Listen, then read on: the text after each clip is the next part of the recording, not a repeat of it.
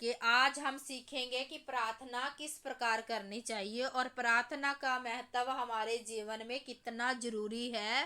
प्रार्थना का, उपवास का और पवित्रताई वाले जीवन का और बीज बोने का और ये 5 चीजें हम सीखेंगे। मैं आज आपको सिखाना चाहती हूँ कि प्रार्थना देखो सभी करते हैं। आप बोलते हैं, मैं पूछूंगी ना कि आप प्रार्थना करते हो, आप कहेंगे हाँ जी सिस्टर हम तो करते हैं।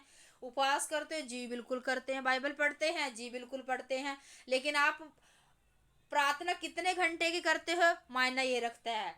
बाइबल कितने घंटे पढ़ते हो वो मायना रखता है। खाली खाना पूर्ति के लिए आपको बाइबल नहीं पढ़नी, प्रार्थना नहीं करनी कि भाई बोला गया है रोज प्रार्थना करनी है, रोज बाइबल पढ़नी है और ऐसे बोला गया नहीं। जैसे आपको खाने की जरूरत होती है ना, आपकी बॉडी को खाने की जरूरत होती है, अगर आप खाना ना खाओगे आपको एनर्जी नहीं मिलेगी, आप वीकनेस फील करोगे। तो ऐसी ही हमें अपने जीवन में रोज डेली की आदत बनानी है, रोज बाइबल पढ़नी है, रोज प्रार्थना करनी है। और 10 मिनट 5 मिनट की कोई प्रार्थना नहीं होती, कोई बाइबल नहीं पढ़ा जाता। अगर आप 5 मिनट 10 मिनट प्रार्थना कर रहे हो तो उसमें आपकी उन्नति बिल्कुल भी नहीं होगी। ठीक है, अगर आपको अपनी उन्नति करानी है, आपको ब्लेसिंग लेनी है, तो वो ऐसे नहीं होगी। आपको घंटों, जैसे मैंने बताया था ना कि एक डिस्प्रिन की गोली से आप लोग कैंसर को ठीक नहीं कर सकते। उससे सिर्फ सिर दर्द ठीक हो जाएगा, आपका पेन जो भी बॉडी पेन होगा वो ठीक हो जाएगा।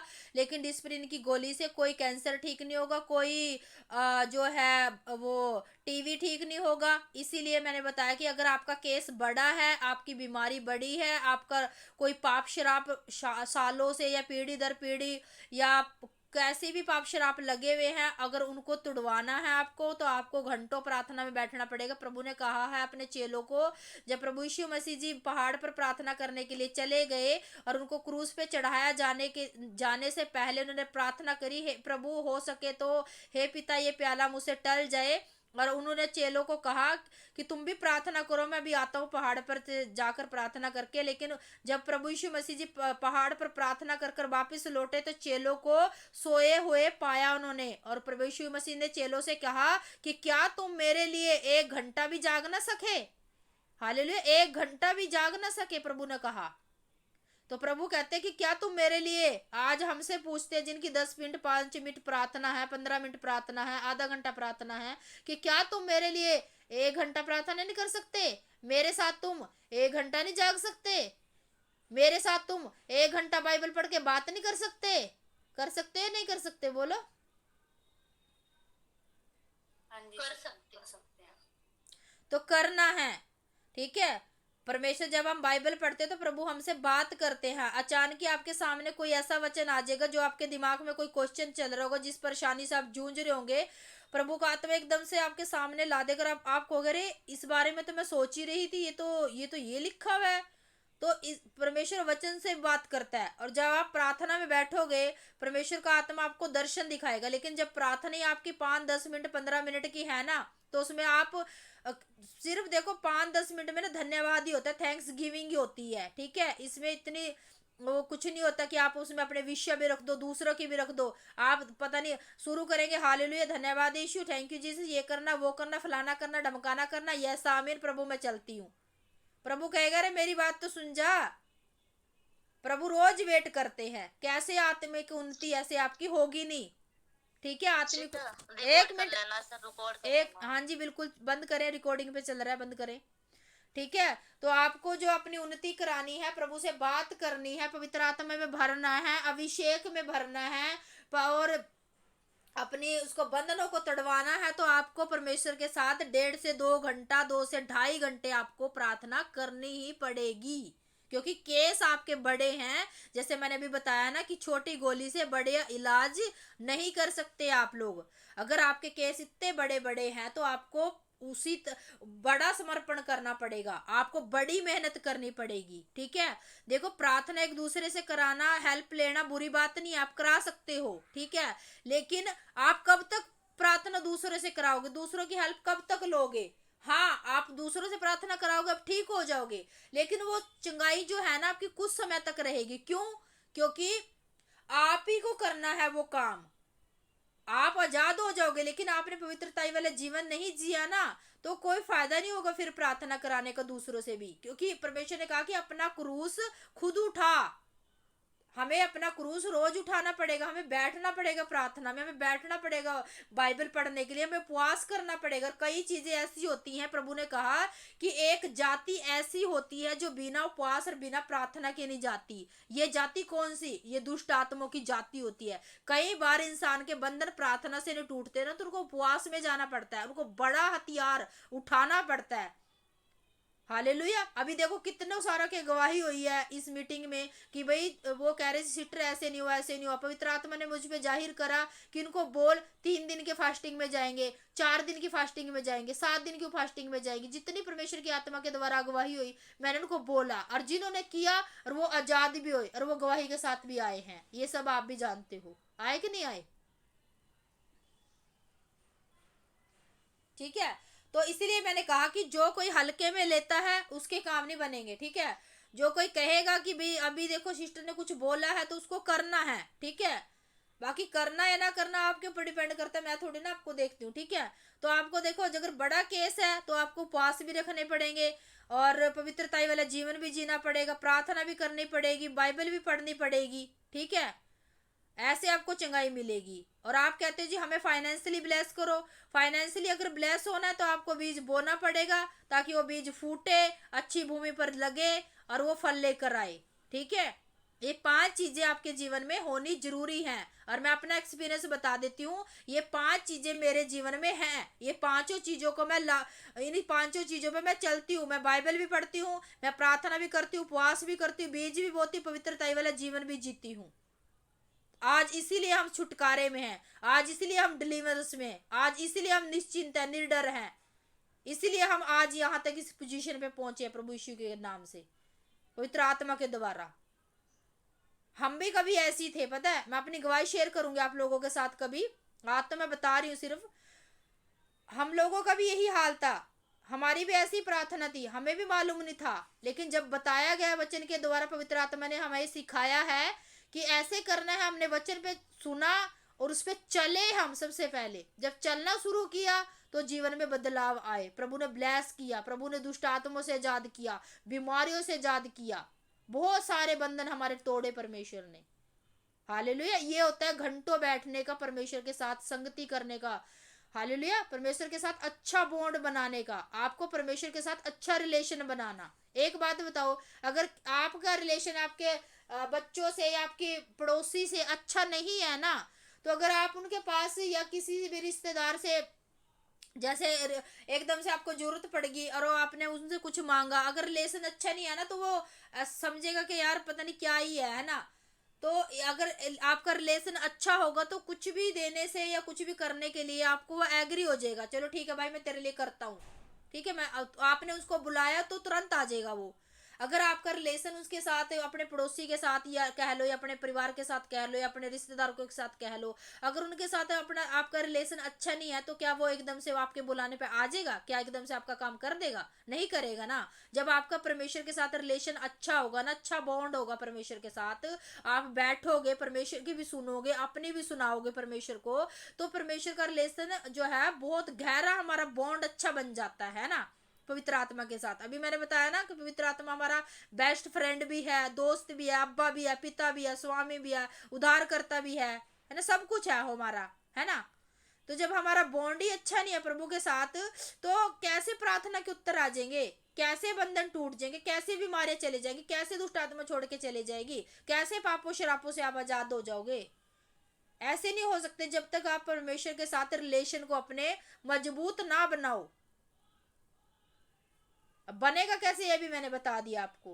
ठीक है। ये 5 चीजें आपके जीवन में होनी चाहिए जरूर, तभी आप ब्लेस होंगे। कौन कौन सी 5 चीजें होनी चाहिए? बोलो चाहे एक बार माइक ऑन करके।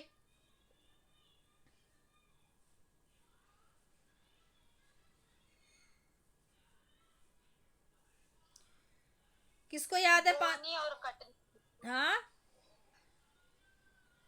प्रार्थना करना, बाइबल पढ़ना ज्यादा देर, उपवास प्रार्थना करना और बीज बोना। और पवित्रता वाला जीवन जीना, सबसे बड़ी बात यह है। और प्रार्थना का लेवल बढ़ाना, बाइबल पढ़ने का लेवल बढ़ाना, उपवास का लेवल बढ़ाना। हफ्ते में 2 बार उपवास रखो। 2 बार नहीं रखा जाता, 1 मिनट माइक बंद रखेंगे सभी। 2 बार नहीं रखा जाता तो एक एक उपवास तो रखो रखो। मैंने क्या कहा कि कुछ चीजें ऐसी हैं जो प्रार्थना से नहीं उपवास से जाती हैं, ठीक है, कुछ दुष्ट आत्माएं। तो अभी ये हमने सीख लिया है, आगे मैं आपको बताती हूँ कि प्रार्थना किस तरीके से करनी चाहिए। देखो, आपको मुझसे भी अच्छी आती होंगी प्रार्थना करनी, मैं नहीं जानती, लेकिन मैं अपना एक्सपीरियंस बता रही हूँ कि मैं कैसे प्रार्थना करती हूँ। लेकिन मेरे तो कई तरीके से भी करती हूँ, लेकिन एक तरीका जो है मैं आपको आसान तरीका जो है मैं आपको बता रही हूँ कि आपको प्रार्थना कैसे करनी है। और बहुत सारे बहन भाई ऐसे करते भी होंगे, जिनको नहीं मालूम है ये उनके लिए है, ठीक है। तो प्रार्थना जैसे कि आप गए हो, सबसे पहले तो आपको कोई काम, कोई चीज, कोई बात, कोई भी चिंता आपके दिमाग में नहीं होनी चाहिए जब आप परमेश्वर के पास जा रहे हो। इसलिए प्रभु यीशु मसीह जी भी पहाड़ों पे जाते थे, एकांत में जाते थे कि कोई मुझे पीछे से आवाज ना लगा दे। या ऐसा ना हो कि आप प्रार्थना करने बैठे, आपके बच्चे जो है आपको पीछे से आवाजें लगा रहे, मम्मी खाना डाल दे, गैस पे कुछ चढ़ा रखा आपने, आपने किसी का फोन आ गया। ये सब नहीं करना। अगर आप प्रार्थना करने जा रहे हो तो सिर्फ प्रार्थना ही करने जा रहे हो। प्रभु ने कहा कोठरी में जा, अपने द्वार को बंद कर और मेरे से बातें कर। मैं तेरा पिता जो तुझे गुप्त में देखता है, मैं तुझे गुप्त में प्रतिफल दूंगा। आपको अपने सारे काम फिनिश करके, सारे बच्चों का भी काम करके, अपनी फैमिली का सब काम करके कि कोई भाई उनको बोल दो मैं प्रार्थना करने जा रही हूँ, मैं प्रार्थना करने जा रहा हूँ, मुझे डिस्टर्ब मत करना, ठीक है, ताकि वो आपको बीच में डिस्टर्ब ना कर सके। इसलिए उनके सारे कामों को फिनिश कर देना, अपने सारे कामों को फिनिश कर लेना। अच्छे से आपको 1-1.5 घंटा निकालना है, ठीक है। स्टार्टिंग में 1 घंटा निकालना है, फिर धीरे धीरे करते करते ऐसे लेवल बढ़ा लेना है। प्रार्थना करने जाना है, पहले आपको धन्यवाद करना है। धन्यवाद यीशु, जो पूरा दिन आपके साथ बीता है। प्रभु धन्यवाद, जो भी अभी आपने हमें मौत एक्सीडेंट से बचाया, लड़ाई झगड़ों से बचाया, क्या कलेश से बचाया और शैतान की योजना युक्तियों से बचाया, उसके अटैक से बचाया, प्रभु दुर्घटनाओं से बचाया, पापों शरापों से बचाया, बहुत सारी दिक्कत परेशानियों से आपने हमें बचाया। प्रभु नया दिन दिखाया, सुंदर समय दिखाया। प्रभु तूने मुझे, मेरी फैमिली को संभाल के रखा और हमारी आने जाने में रक्षा सुरक्षा करी, अच्छा खाना दिया, सब कुछ जो आपको आपके माइंड में आता रहे, उन सब की बातों के लिए आपको धन्यवाद करना। परमेश्वर का क्या करना है? धन्यवाद।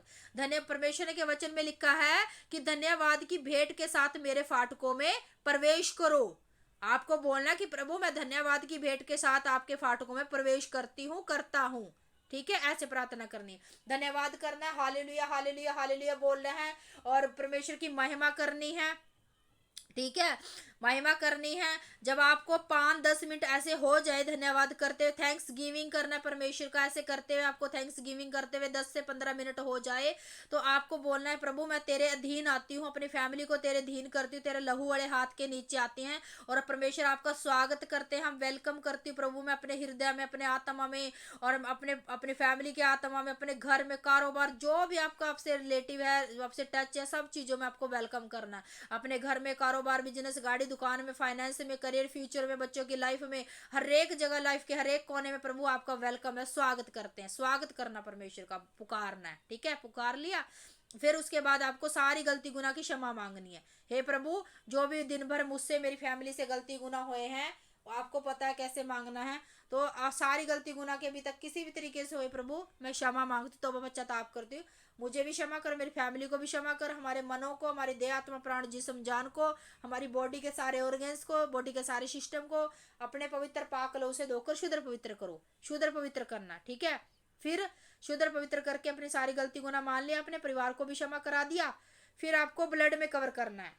प्रभु यीशु मसीह जी तेरा कलवरी क्रूस पे बहाया गया लहू लेकर प्रभु जी मैं अपने आप को, अपने बच्चों को, अपनी फैमिली को, जो जो भी आपके साथ है, घर परिवार गाड़ी जो भी है, सबको तेरे लहू में कवर करती हूँ और सबों को देह आत्मा प्राण जिस्म जान पे तेरा लहू लगाती हूँ, ठीक है। हर एक चीज में यीशु का लहू, प्रभु मेरे पूरे घर में यीशु का लहू आ जाए, एक दरार, एक छेद, सारे घर का कोना कोना तेरी पवित्र आत्मा से, तेरे लहू से भर जाए, शैतान को कहीं भी घुसने का मौका ना मिले। प्रभु पूरा घर यीशु के लहू से भर जाए। अपने कपड़ों को ब्लड में कवर करना, खाने पीने की चीजों को ब्लड में कवर करना, अपने बर्तनों को, अपने से जुड़े, अपने पति बच्चों परिवार से जुड़े हर एक चीज, एक वस्तु, हर एक सामान को, हर एक काम को यीशु के लहू में डुबोना है और यीशु के लहू से बांध कर यीशु के जरावर हाथों में सौंप देना है, ठीक है। फिर अपने इर्द गिर्द भी यीशु का लहू का बाड़ा लगाना है।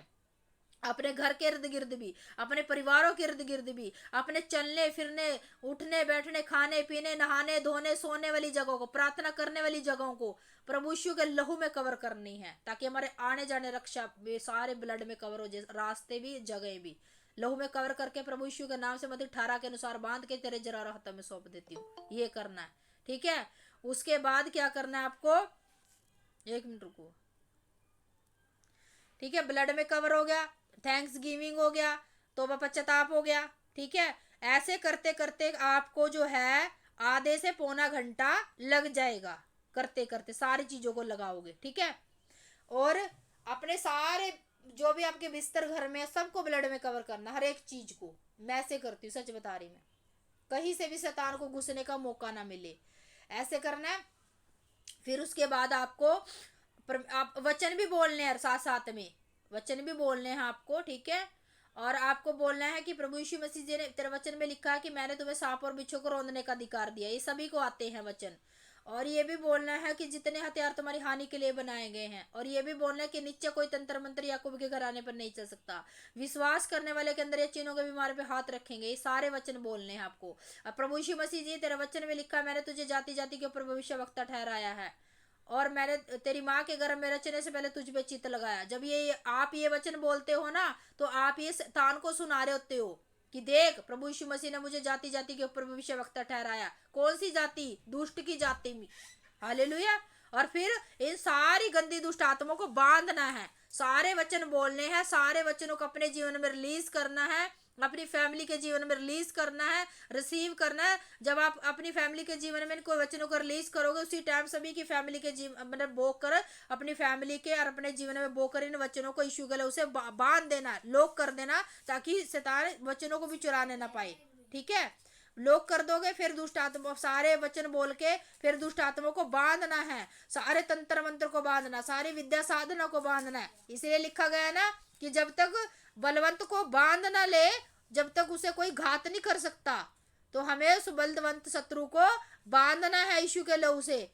बोलना है मैं शैतान को, शैतान की सारी सेना को, और एक प्रकार की छोटी बड़ी गूंगी बहरी लंगड़ी लूली लाचार आत्माओं को, सारी जानवर की आत्माओं को, इनकी जुबानों को, इनकी ताकतों को, इनके बलों को, शक्तियों को, प्रभाव को, असर को, बोरी बिस्तरों को, किंगडम को, प्लानिंग प्लॉटिंग को, सारी वेदियों को, सारे गढ़ों को, सारी मिलावट को, सारी ताकतों को, सारे बल को यीशु के लहू के द्वारा, यीशु के नाम से मत 18 के अनुसार सदा सर्वदा के लिए बांधती हूँ, बांधती हूँ, बांधती हूँ। और यीशु के अधीन करती हूँ, यीशु के लहू से जला के नष्ट करती हूँ, नाश करती हूँ, नरक के तो कोने में यीशु के नाम से डाल देती हूँ, डाल देती हूँ। सदा सर्वदा के लिए मत्ती 18 के अनुसार वहीं पे बांध देती हूँ, बांध देती हूँ। दोबारा कभी लौट के मत आना यीशु के नाम से। और इनके सारे खिड़कियां दरवाजों को, सारी दरारों को, सारी छेदों को, जिनसे हमारे शरीरों में, घरों में, किसी भी चीज में आ जाया करती थी, यीशु के लहू से, यीशु के नाम से मत्ती 18 के अनुसार सदा सर्वदा के लिए बंद करते हैं, बंद करती हूँ, बांध देती हूँ, बांध देती हूँ। दोबारा कभी प्रभु जी दोबारा कभी लौट के मत आना, ये भी बोल देना दुष्ट आत्माओं को, फिर वो दोबारा कभी लौट के नहीं आएंगी, ठीक है।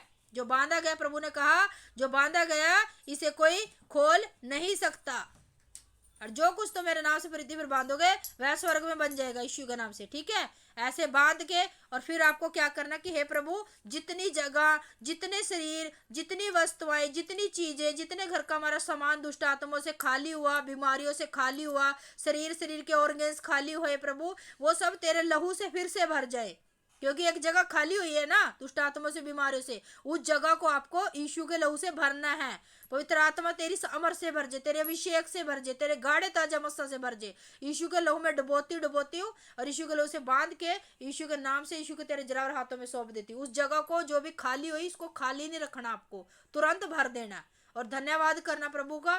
फिर आप जो भी आपकी प्रेयर रिक्वेस्ट है ना, उसके बाद आपको अपना विषय रखना है, अपना विषय रखना। फिर दूसरों के लिए आप जो भी मांग रहे हो, पहले दूसरों के लिए रखना है, आप दूसरों के लिए क्या मांग रहे हो, और फिर आपको अपना विषय रखना है, जो भी आपकी बात होगी, ठीक है। ऐसे जब आप करोगे, और जब मैंने वो बोला ना कि थैंक्स गिविंग करते करते आप पवित्र आत्मा में भर जाओगे, और बोलना पवित्र आत्मा जी मुझे पवित्र आत्मा में लेके चलो, मुझे पवित्र स्थान में लेके चलो। आपको पता भी नहीं चलेगा कब आपको 1.5 से 2 से 2.5 घंटे हो गए प्रार्थना करते करते।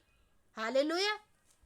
ऐसे आपको प्रार्थना करनी। फिर आप जो भी आपका विषय है, आपका पति का है, जो आपकी बीमारी का है, जब कुछ भी है आपका, ऐसे आपको रख देना परमेश्वर के सामने। अगर आपने सवेरे मांग लिया कि हे प्रभु मेरा ये काम हो जाए, यीशु के नाम से प्रभु तेरा मेरा ये काम बना, सुबह तो आपने मांगा, और जब आप शाम को वैसी सेम प्रार्थना, सेम स्टार्टिंग ऐसी करनी है, और बीच में आपको आराधना भी करनी है, ठीक है। दुष्ट आत्मा को बांधने से पहले आपको मैं भूल गई थी बताना, आराधना करनी है। आराधना का 1-2 गीत अपने मुंह से गा लो या फोन में चला लो, चलाकर आराधना करके फिर दुष्ट आत्मा को बांधना है, ठीक है। और जब आप शाम को जाओगे, जैसे सुबह आपने कुछ चीज को मांग लिया, एक विश रख दी, जो सुबह था आपने मांगी, और शाम को आपको उस चीज के लिए धन्यवाद करना है। हे प्रभु तेरा धन्यवाद हो कि तूने ये काम मेरा कर दिया है, चाहे भले आपका काम हुआ नहीं, मतलब उसका उत्तर आया नहीं, लेकिन थैंक्स गिविंग करनी। बार बार मांगना नहीं है, मांगना एक बार है, उसके बाद धन्यवाद करना। परमेश्वर को सिर्फ दिखाना है, परमेश्वर को याद दिलवाना है कि प्रभु मैंने इस विषय के लिए प्रार्थना करी थी, इस काम के लिए मैंने प्रार्थना करी थी। एक बार मांग के 20 बार धन्यवाद करना है, जब तक वो आना जाए। प्रभु को याद दिलवाना है, माइंड कराना है प्रभु को। प्रभु कहेगा रे इसकी प्रार्थना, फिर प्रभु देखेगा, अपनी लिस्ट चेक करेगा आप लोगों की, कहाँ इसने प्रार्थना करी थी। अच्छा ये धन्यवाद कैसे कर रही है, कैसे कर रहा, प्रभु कहेगा अच्छा इसने प्रार्थना करी थी, चलो सुन लेता हूँ इसकी मैं। ऐसे उत्तर आते हैं प्रार्थनाओं के। हमारे उत्तर कैसे आ जाते हैं, हमारी प्रार्थना स्वर्ग में कैसे पहुंच जाती है, क्योंकि हम घंटों बैठते हैं। हालेलुया। 5-10 मिनट की प्रार्थना स्वर्ग में नहीं पहुंचती, वो तो पृथ्वी पर लगी रह जाती है, और शैतान चुरा के ले जाता है, कहता अच्छा दिलाता तुझे आशीष में है। और जब आप ऐसे बैठोगे ना, सच में आप गवाही के साथ खड़े हो गए यीशु के नाम में। आमीन। Yes, Yes, आमीन, आमीन।